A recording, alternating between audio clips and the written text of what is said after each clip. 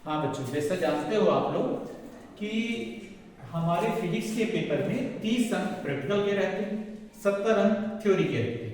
इन 70 अंकों में से 40% अंक एक नंबर वाले क्वेश्चंस के रहते हैं। 40% अंक का मतलब होता है 28 प्रश्न। टोटल 28 प्रश्न ऐसे प्रश्न हैं जो एक अंक वाले प्रश्न हैं, और एक अंक वाले प्रश्न को समझना और उनका उत्तर ढूंढना कठिन होता है, चाहे वो विकल्प के रूप में हो, चाहे रिक्त स्थान के रूप में हो, या जोड़ियों के रूप में हो, या एक शब्द में उत्तर दीजिए इनके रूप में। तो सबसे पहले हम अध्याय 4 के विद्युत धारा करंट इलेक्ट्रिसिटी के एक अंक वाले प्रश्नों को समझेंगे। इनमें से सबसे पहले स्टार्ट होता है विद्युत धारा क्या है। तो विद्युत धारा तो जानते हो कि आवेश प्रवाह की दर को विद्युत धारा कहते हैं, लेकिन ये कौन सी राशि है। तो सबसे पहले आ जाता है कि विद्युत धारा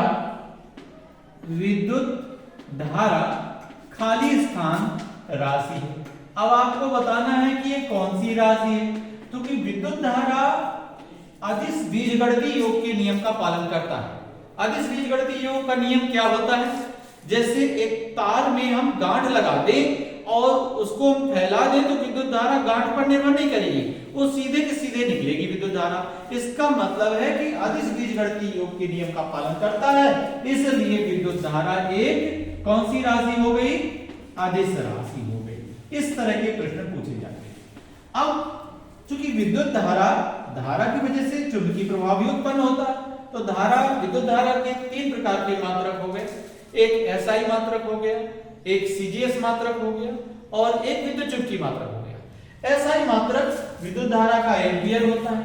सीजीएस मात्रक तो ठीक है, लेकिन अब चुंबकत्व उत्पन्न होने लगा, इसलिए इसका चुंबकीय मात्रक होता है विद्युत चुंबकीय मात्रक।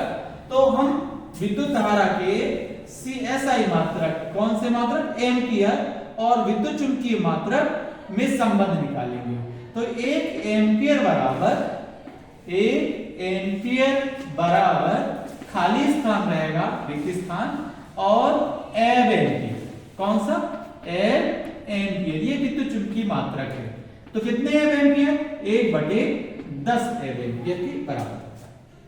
तीसरा, अब इसी में आगे बढ़ेंगे। विद्युत धारा एक मूल राशि है, इसलिए इसका विमीय सूत्र ना तो लंबाई है, ना द्रव्यमान है, ना लंबाई है, ना समय है, ये मूल राशि है, केवल एम्पियर, इसलिए विमीय सूत्र केवल ये होगा। विमीय सूत्र पर अब फोकस नहीं करना। विद्युत धारा के बाद अगर एकांक क्षेत्रफल में विद्युत धारा प्रति सेकंड जो आवेश बह रहा है उसको हम धारा घनत्व कहते हैं। तो धारा घनत्व के बारे में जानेंगे। हमेशा पूछ लेता है कि धारा घनत्व कौन सी राशि है। तो धारा घनत्व राशि है। अब बताइए कौन सी राशि है। देखिए यहां विद्युत धारा तो अदिश राशि हो गई, लेकिन धारा घनत्व J बराबर I/A होता है, और एक क्षेत्रफल है। क्षेत्रफल एक सदिश राशि होती है जिसकी दिशा पृष्ठ के लंबवत होती है, इसलिए ये धारा घनत्व कौन सी राशि हो गई? सदिश राशि। आप जानते भी होंगे कि धारा घनत्व अगर सदिश राशि है तो इसकी दिशा किस तरफ होती है? इसकी दिशा होती है विद्युत धारा की दिशा में होती है, धारा घनत्व की दिशा। अब मात्रक, इसके मात्रक में चलते हैं। तो धारा घनत्व का मात्रक, धारा घनत्व का मात्रक बताओ। अब ये अभी जस्ट मैंने परिभाषा बताई, इस परिभाषा से एकांक क्षेत्रफल में बहने वाली विद्युत धारा को धारा घनत्व कहते हैं। ये धारा बटे क्षेत्रफल है, तो धारा का मात्रक होता है एम्पियर और क्षेत्रफल का मात्रक होता है मीटर स्क्वायर। तो एम्पियर प्रति मीटर स्क्वायर, एम्पियर प्रति मीटर स्क्वायर, ये हो गया क्या? धारा घनत्व का मात्रक हो गया। मात्रक से विमीय सूत्र भी निकाल लोगे। अगर विमीय सूत्र पूछे तो अपन विमीय सूत्र भी लिख सकते हैं। विमीय सूत्र बड़ी सरल चीजें हैं।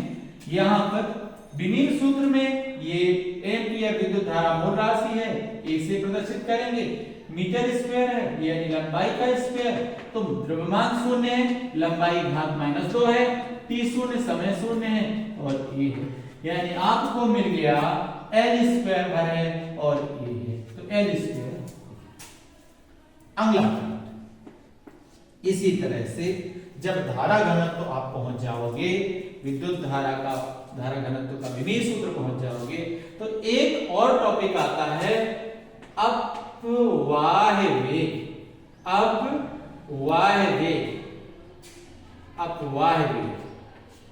अपवाह वेग को अनुगमन वेग भी बोलते हैं।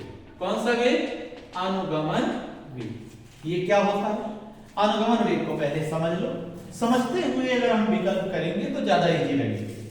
तो अनुगमन वेग होता है कि मान के चलिए एक चालक है, इस चालक के सिरों को बैटरी के धनात्मक और ऋणात्मक सिरे से जोड़ दिया, और जब इसको बैटरी के धनात्मक और ऋणात्मक सिरे से जोड़ दिया तो इसमें विभवांतर उत्पन्न हो गया। ये उच्च विभवांतर हो गया हाई पोटेंशियल, ये निम्न विभवांतर हो गया लो पोटेंशियल, और विद्युत क्षेत्र की तीव्रता उत्पन्न हो गई, विद्युत क्षेत्र उत्पन्न हो गया उच्च विभव से निम्न की ओर। अब ध्यान देना है, इसमें उपस्थित जो मुक्त इलेक्ट्रॉन हैं वो चलना स्टार्ट करेंगे किस ओर से? निम्न विभव से उच्च विभव की ओर। तो कई कॉन्सेप्ट क्लियर हो रहे हैं कि किसी चालक में मुक्त इलेक्ट्रॉनों की दिशा किस ओर होगी? निम्न विभव से उच्च विभव की ओर। दूसरा, चालक के अंदर मुक्त इलेक्ट्रॉनों की दिशा किस ओर होगी? विद्युत क्षेत्र की तीव्रता के विपरीत दिशा में। ये दो प्रश्न बन गए। इसके अलावा अभी अनुगमन वेग में चल रहे हैं, तो जब ये इलेक्ट्रॉन चलते हैं तो इसमें उपस्थित धनावेश है, जैसे निश्चल आयन 9वीं यूनिट में पढ़े होंगे, तो उससे टकराते हैं और इस टकराहट के कारण अपनी ऊर्जा खो देते हैं। और जब ऊर्जा खो देते हैं तो चूंकि इसके अंदर विभवांतर रहता है, तो उस विभवांतर के कारण ये फिर से ऊर्जा एकत्रित करते हैं और एक निश्चित वेग से चलते हैं। जैसे कोई एक बालक गिर जाए और गिरने के बाद जब चलता है तो बड़े संभल के चलता है और एक आराम से चलता है, उसी तरह से ये इलेक्ट्रॉन भी एक निश्चित वेग से चलते हैं। इस नियत वेग को, इलेक्ट्रॉनों के नियत वेग को ही अपवाह वेग कहते हैं। तो अपवाह वेग या अनुगमन वेग। अब हम इस अनुगमन वेग के बारे में जानेंगे कि अनुगमन वेग तो हो गया, लेकिन इसकी अधिकतर जो वेग होता है, एक नियत वेग, इस नियत वेग की चालक के अंदर कोटि क्या होती है? कोटि अधिकतर सबसे ज्यादा प्रश्न पूछा जाता है, कोटि कितनी होती है? 10 की घाते -4 मीटर प्रति सेकंड। तो यहां पर आप लिख सकते हो कि अपवाह वेग की कोटि मतलब 10 टू द पावर 10 की घात कितनी होती है? 10 की घाते -4 मीटर प्रति सेकंड। ठीक है। और अगर हम इसको बदलना चाहें, कभी कभी चकमा दे देता है, मीटर को सेंटीमीटर में बदलता है, तो यहां पर 10 की घाते 2, तो हम यह कह सकते हैं या 10 की घाते -2 सेंटीमीटर प्रति सेकंड। बात समझ में आई कि नहीं आई? अब ये अपवाह वेग तो क्लियर हो गया। अपवाह वेग के साथ साथ अगर हम इस चालक का ताप बढ़ा दें, तो चालक का ताप बढ़ाएंगे तो इलेक्ट्रॉनों की गति तेजी से बढ़ेगी, तो हमें लगता है कि अपवाह वेग बढ़ गया, लेकिन गति जब बढ़ेगी तो जल्दी जल्दी टकरा जाएंगे, इस वजह से इनका अपवाह वेग कम हो जाएगा। तो हम कह सकते हैं कि ताप बढ़ा, ये भी बहुत इंपॉर्टेंट क्वेश्चन है, ताप बढ़ाने पर अपवाह वेग मतलब अनुगमन वेग, अपवाह वेग घटता है। ध्यान देना है, घटता है। क्यों? क्योंकि इसकी श्रांति काल घटती है। श्रांति काल क्या होता है? अब श्रांति काल भी समझ लेंगे। श्रांति काल होता है एक इलेक्ट्रॉन किसी धनायन से टकराया, टकराने के बाद फिर चलना स्टार्ट किया, फिर दूसरे आयन से टकराया, तो दो टक्कर, इन्हीं दो टक्करों के बीच में लगे समय को हम श्रांति काल कहते हैं। तो जल्दी जल्दी टकराएगा तो श्रांति काल घटेगा। तो अपन लिख सकते हैं कि ताप बढ़ाने पर श्रांति काल भी घटता है। ताप बढ़ाने पर क्या है? श्रांति काल खाली स्थान है, घटता है बढ़ता है? घटता है, क्योंकि जल्दी जल्दी टक्कर हो। आगे बढ़ो। मैंने अभी जस्ट बताया कि किसी चालक में मुक्त इलेक्ट्रॉनों की गति किसके उच्च विभव से निम्न विभव की, निम्न विभव से उच्च विभव, उच्च विभव से निम्न विभव की ओर नहीं, निम्न विभव से उच्च विभव की ओर होती है। तो अगला टॉपिक आएगा चालक के अंदर मुक्त इलेक्ट्रॉनों की गति, मुक्त इलेक्ट्रॉनों की गति कहां से, निम्न विभव से, निम्न विभव से कहां की ओर, उच्च विभव की ओर, निम्न विभव है से उच्च विभव की ओर, विभव की ओर होती है। कहां से कहां की ओर, निम्न से उच्च की ओर। अच्छा, एक चीज बहुत कई बार समझा जा चुका है कि ये हाई पोटेंशियल है, ये लो पोटेंशियल है। विद्युत क्षेत्र की दिशा कहां है बताओ, हाई पोटेंशियल से लो पोटेंशियल, उच्च विभव से निम्न विभव की ओर। तो यानी विद्युत क्षेत्र की तीव्रता की दिशा में जाने पर विभव का मान घटेगा कि बढ़ेगा, स्वाभाविक उच्च से निम्न की ओर दिशा है, इसलिए विभव का मान घटेगा।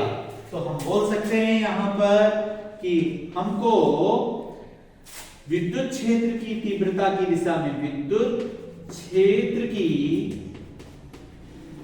दिशा में जाने पर, दिशा में जाने पर विभव घटता है बढ़ता है, घटता है। क्यों, क्योंकि विद्युत क्षेत्र की तीव्रता की दिशा किस ओर होती है, उच्च विभव से निम्न विभव की ओर। अगले प्रश्न में देखेंगे, ये तो रहा अपवाह वेग से, श्रांतिकाल से, ताप बढ़ाने पर श्रांतिकाल बढ़ता है घटता है।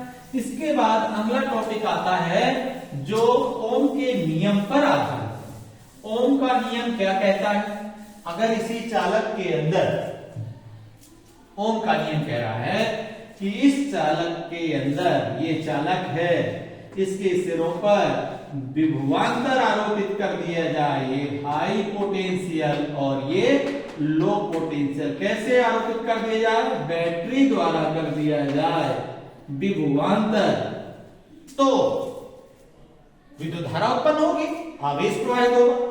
आवेश रहेगा उच्च विभव से निम्न विभव की ओर और मुक्त इलेक्ट्रॉन रहेंगे निम्न विभव से, ये आवेश की दिशा हो जाएगी, आवेश की दिशा विद्युत क्षेत्र की दिशा में, और ये मुक्त इलेक्ट्रॉनों की दिशा होगी। जब धारा बहेगी विभवांतर आरोपित करने पर, अधिक विभवांतर आरोपित किया तो धारा अधिक होगी, और अधिक विभवांतर आरोपित किया तो धारा और अधिक होगी। तो वही ओम के नियम कह रहे हैं कि विभवांतर धारा के अनुक्रमानुपाती होती है, और जब अनुक्रमानुपाती का चिन्ह हटाते हैं तो एक नियतांक लेते हैं जिसे हम प्रतिरोध कहते हैं। प्रतिरोध बराबर क्या हो गया, विभवांतर और धारा का अनुपात हो गया। अब ये प्रतिरोध क्या है, प्रतिरोध रुकावट है। प्रतिरोध क्या है, इलेक्ट्रॉनों में जो टक्कर हो रही है, ये टक्कर है, ये धारा के मान में जो धारा इलेक्ट्रॉन बह रहे हैं उनमें उत्पन्न रुकावट। तो किसी चालक में बहने वाली धारा को में उत्पन्न रुकावट को हम प्रतिरोध कहते हैं। प्रतिरोध तो है, इसका मात्रक क्या होता है, तो प्रतिरोध का मात्रक बिल्कुल सिंपल सा है, बताया गया है कि प्रतिरोध का मात्रक, ये तो आप जानते ही होंगे कि ओम का नियम है, इसलिए ओम है।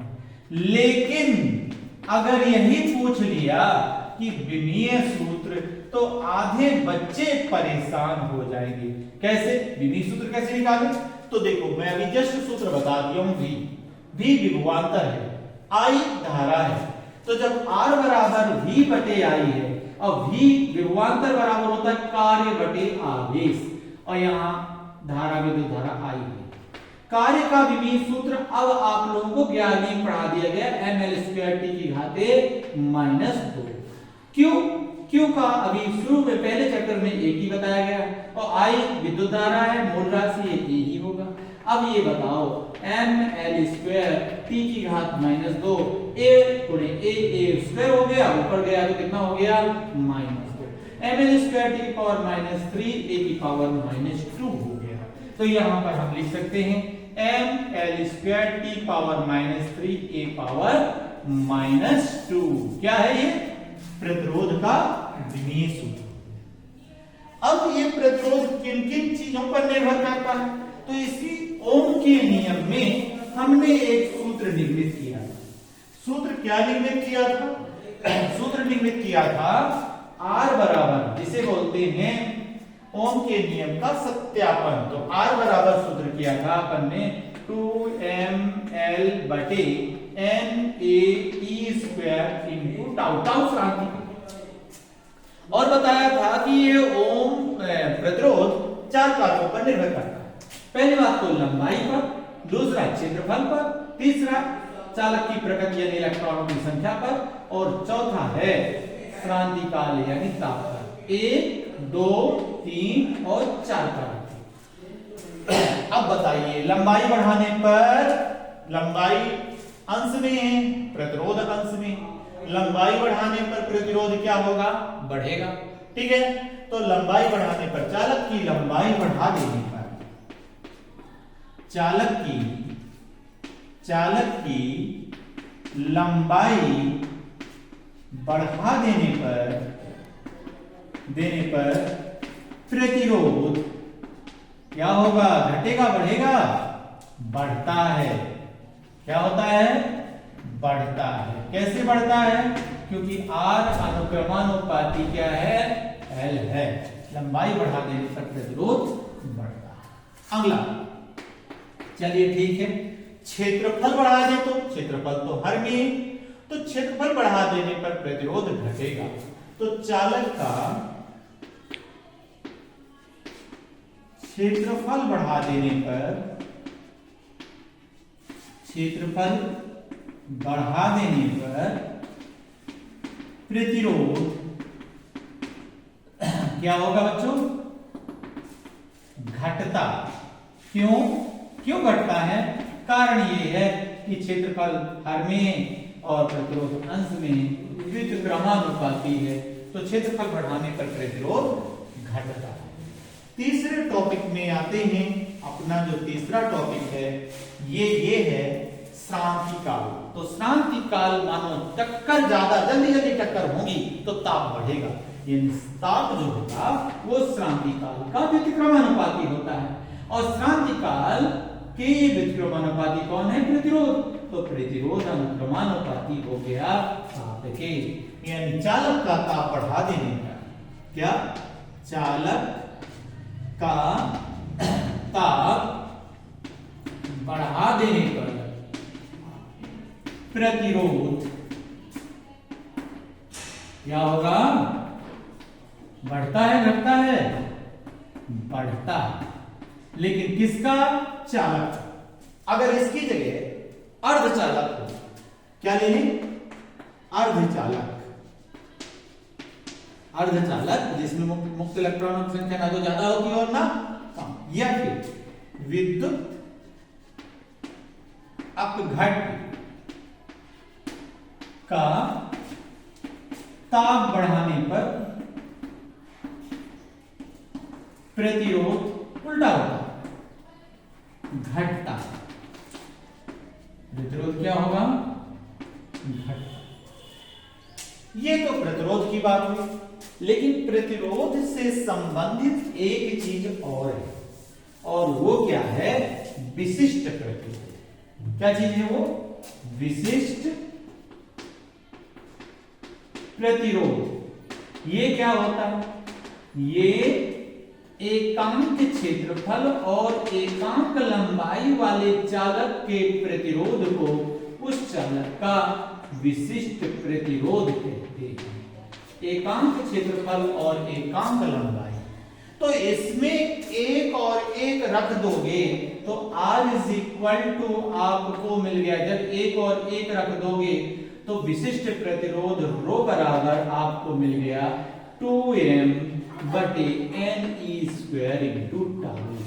मतलब ना तो यह लंबाई पर निर्भर करता और ना क्षेत्रफल पर निर्भर करता, केवल और केवल चालक की प्रकृति पर निर्भर करता है।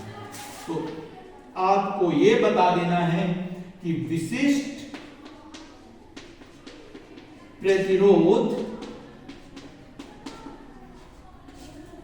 लंबाई तथा क्षेत्रफल पर निर्भर खाली स्थान करता है, नहीं करता। यह केवल चालक की किस पर, प्रकृति पर निर्भर करता है। कभी कभी विकल्प आता है विशिष्ट प्रतिरोध निर्भर करता है लंबाई पर, क्षेत्रफल पर, चालक की प्रकृति पर, तो आपका उत्तर क्या होगा, चालक की प्रकृति पर।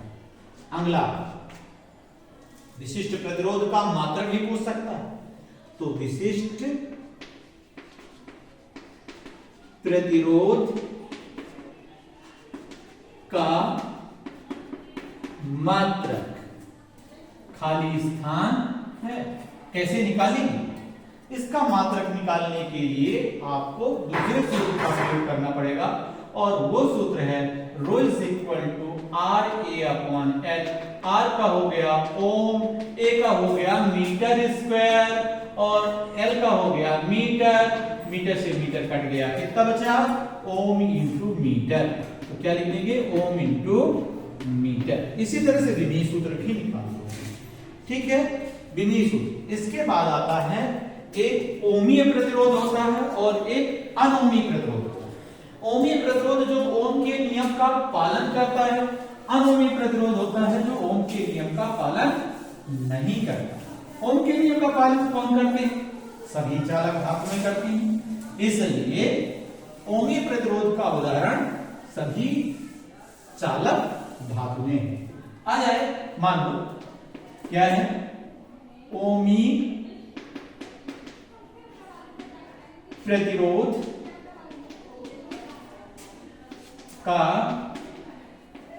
उदाहरण खाली स्थान है, तो क्या लिखेंगे, चालक धातु में या तार। ओमीय प्रतिरोध का उदाहरण चालक धातु में या तार। अच्छा, अनोमीय प्रतिरोध में देख लेते हैं। अनोमीय प्रतिरोध जो ओम के नियम का पालन नहीं करता। ओम के नियम का पालन कौन नहीं करता, जो अर्धचालक होते हैं। तो हम अनोमीय प्रतिरोध का उदाहरण देखते हैं। अनोमीय प्रतिरोध का उदाहरण खाली स्थान है। अब कौन से उदाहरण है, अर्धचालक पर कौन कौन सी चीजें बनी होती हैं, डायोड, ट्रायोड, ये सब चीजें। तो हम कह सकते हैं कि डायोड, डायोड क्या है, अनोमीय प्रतिरोध का उदाहरण है। जैसे डायोड, ये सब चीजें। अच्छा, अब आगे बढ़ते हैं। ओमीय प्रतिरोध, अनोमीय प्रतिरोध के बाद एक और आता है प्रतिरोधता गुणांक। वो सारे टॉपिक्स तो छोटे छोटे हैं। किरचॉफ का नियम, किरचॉफ का नियम, दो नियम है, एक प्रथम नियम और एक द्वितीय नियम। तो किरचॉफ का प्रथम नियम खाली स्थान का पालन करता है। किरचॉफ का नियम कहता है भैया, बहुत सारे तारों को हम एक किसी पॉइंट पर जोड़ दें, बहुत सारे तारों को हम किसी पॉइंट पर जोड़ दें, मतलब बहने वाली विद्युत धारा आई गई और ये गई, मान के चलो I3, और ये भी गई I4, ये आई I5। यानी किसी विद्युत परिपथ की किसी भी संधि पर मिलने वाली, मतलब आने वाली अगर धनात्मक है और जाने वाली ऋणात्मक है, तो इन सभी का बीजगणितीय योग शून्य होता है। जब बीजगणितीय योग शून्य होता है मतलब धारा नियत रहती है, और धारा क्या हो जाएगी, सॉरी शून्य। कुल धारा कितनी हो जाएगी, कुल धारा शून्य। और धारा का मान आवेश बटे समय अंतराल बराबर शून्य, तो dq बराबर शून्य। तो d क्यू बराबर 0 तो q बराबर क्या हो जाएगा, नियतांक, अर्थात आवेश संरक्षण के नियम का पालन करता है। किसका पालन करता है, आवेश संरक्षण के नियम का। अच्छा देखो, किरचॉफ का द्वितीय नियम, किरचॉफ का द्वितीय नियम खाली स्थान का पालन करता है। किसका पालन करता है, इसमें आवेश संरक्षण ये हो गया, ये ऊर्जा संरक्षण के नियम का पालन, ऊर्जा संरक्षण के नियम का पालन का, ठीक है। ये हो गया ऊर्जा संरक्षण के नियम। इसके बाद आता है एक सिद्धांत विधि।